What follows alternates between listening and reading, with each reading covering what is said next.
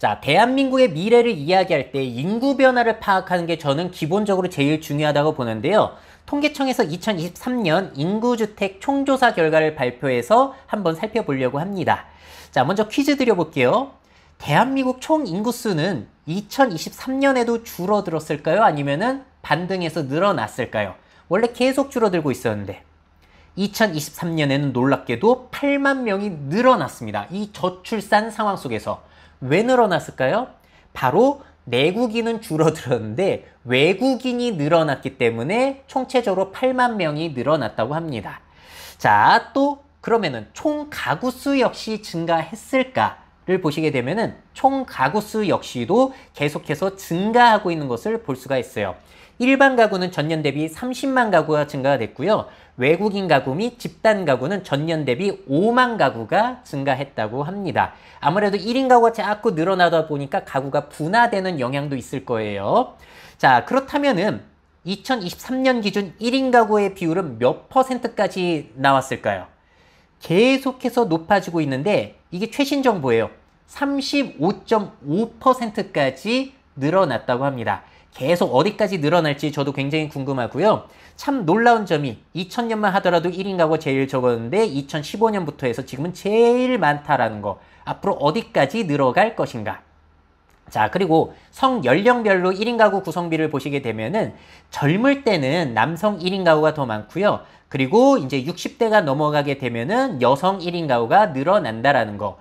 여성의 기대 수명이 더 긴 영향도 여기엔 있을 것 같아요.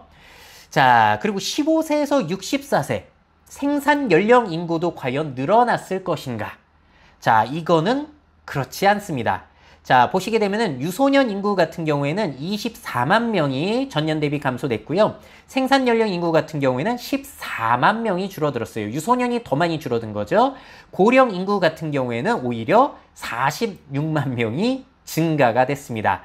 자, 그래서 보시게 되면 고령 인구의 비율이 2023년 기준으로 18.6%를 찍고 있어요. 이게 20%를 넘어가게 되면 초고령 사회로 이제 분류가 되는 건데 아마 2025년에 진입하지 않을까라고 보고 있습니다. 자, 그리고 대한민국 자꾸 수도권 쏠림 현상이 있다는 건 알고 계실 텐데요. 대한민국의 인구 중 몇 %가 수도권에 거주하고 있을까요? 이것도 최신 자료가 나온 건데 계속 늘어나서 2023년에는 50.7%까지 찍었다고 합니다. 수도권, 중부권 인구는 증가하고 영남권, 호남권 인구는 감소하고 있는 추세 볼 수 있고요. 수도권 중에서도 인천, 경기 등 8개 시도는 인구가 증가하는데 서울, 그리고 경북 등 9개 시도는 인구가 감소하고 있다고 해요. 서울도 줄어들고 있다. 자, 그리고 다문화 가구는 얼마나 늘었을까? 이거는 진짜 많이 늘었더라고요. 2015년 대비 2023년에 2배 이상 늘어났다라는 것을 확인할 수가 있습니다. 이 중에서 귀화자 가구는 43.1%, 거의 절반이고요. 결혼 이민자 가구가 37%, 다문화 자녀 가구가 11%, 기타 8.6% 순이라고 해요. 계속 다문화 사회로 가고 있다는 것은 여기서도 확인을 할 수가 있어요.